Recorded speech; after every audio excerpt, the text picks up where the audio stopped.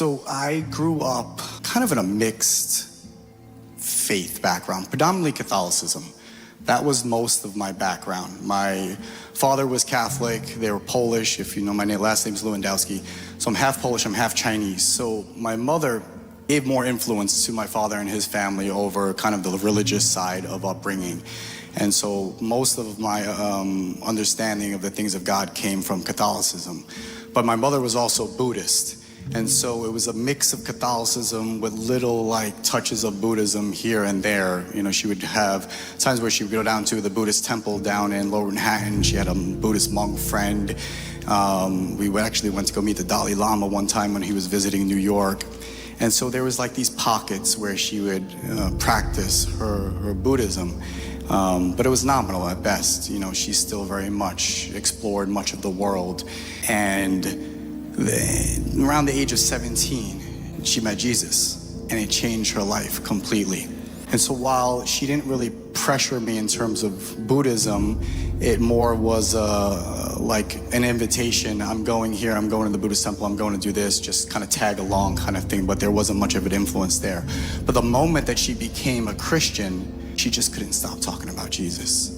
And as a 17-year-old, I didn't want anything to do with God. I was kind of just out there in the world. I wanted to do my own thing. And she would just, everything was laced with Jesus. Everything was laced with like what God was doing in her life. And I was like, gosh, this is so like too much, stop.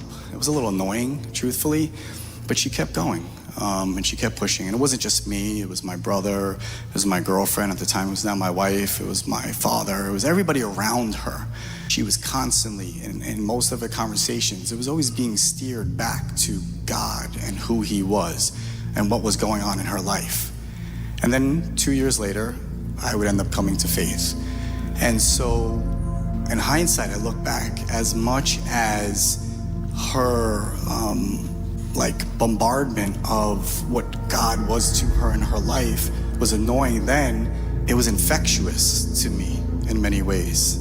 Fast forward a few years ago, there's a brother who used to attend this church, and I would sit at the security desk, and he had just come to faith, and goodness, he was on fire.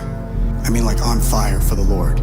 Every time I saw him, he had his Bible open and he was reading it, waiting for prayer meeting, waiting for whatever meeting was happening. He was here early with his Bible open, praying, reading, whatever it was, humming some sort of hymn. He was just like so enthusiastic about the things of God. I would just sit there and go like, is this guy real? Right? I would look at the security screen and I would say, there's a guy in Gallatin Place, like he's sitting on the steps. He's doing, I don't know if he was, whatever he was, I don't remember exactly what the guy was doing, but I was like, you should go share the gospel to him, you should go speak to him. He ran right out of Smith Street doors, ran around the corner, and I sat there and watched him on camera, spent like 20, 30 minutes with the guy on the steps just trying to convey truth to him. And then I met a couple of guys a few weeks ago, and they're probably here in the prayer meeting, and they're all from different parts of the country. Another one is actually from outside, and they had that same type of faith. Like they came in, they were like, we want to go out into the streets. We want to spread the gospel. What do you have to give us? We want to make sure that like we're putting our feet to the ground here in New York and we're going to work, right? And when I met them, I was like, wow, these guys are intense, because not only did they want to do that, like everything coming out of their mouth was Jesus. And that was a beautiful thing. But then I was at the same thing in my mind. I was like, are these guys real? Like you're trying to discern in your heart where they really stood. And then the Lord convicted me. And he's been doing this for weeks and probably months slowly. Like, why would I even think that way in the first place? Like those three guys, the guy a few years ago, my mother, that's supposed to be every one of us. That's the heart of God for every single person in this room, every single believer across the country.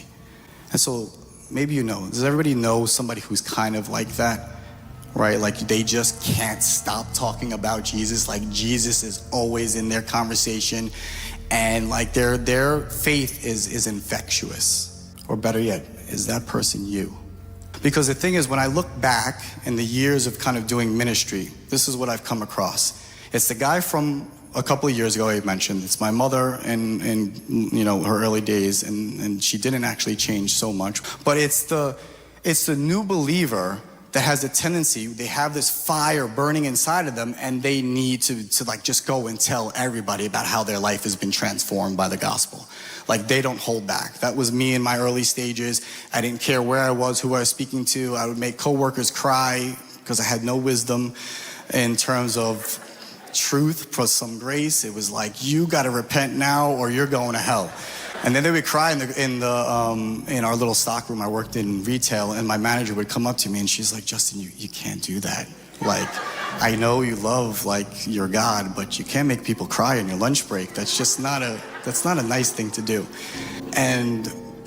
But that ends up being the thing that happens, right? Like we get so set on fire, and then what eventually happens is life takes over. You got troubles, you got worries, you got bills to pay, you have whatever it may be. It comes along and it starts to harden your heart a little bit. It starts to make you numb. It starts to make you a little bit jaded to the things of God. And so you become a little less enthusiastic. And then your walk with the Lord starts to become a little bit less like. What God is trying to do in our hearts is the light that he is shedding, right? To shed away all this darkness that's still in bits and pieces inside of us. That light that he's putting inside of us is supposed to be shed back out into the world. It's not supposed to be held inside of us. But the challenge is that as we grow along in our faith in Christianity, as God is starting to speak to the things of our hearts and start to shed light on them so that we don't have bits and pieces of darkness in us, eventually, that as we want it to shed outwards, we kind of keep it inwardly. As much as Jesus says that you are the light of the world and you're a city, right, it's set on top of a hill, and that you're a lamp that lights an entire house and then nobody puts a basket over it, many times we do put a basket over our light and our faith. And so we don't end up pushing outward the light that God has so put in us and the love that he's put us to the people around us. We're not so much infectious as we used to be because we let things creep in. And so we get a little bit hardened towards those things. And so God started speaking to me over the last few weeks because it's easy. And I'm preaching more to myself than anything tonight. It's easy when you do ministry long enough that it just becomes work.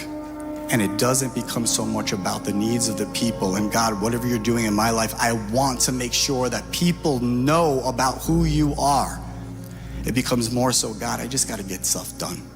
And so I don't have so much, in a way, that infectious faith I used to have, that I anywhere I went, I needed to speak about Jesus. It comes in pockets here and there as I humble myself before God, but there's so much in times I just let life take over, and I'm just like, oh, I just got to get through another day.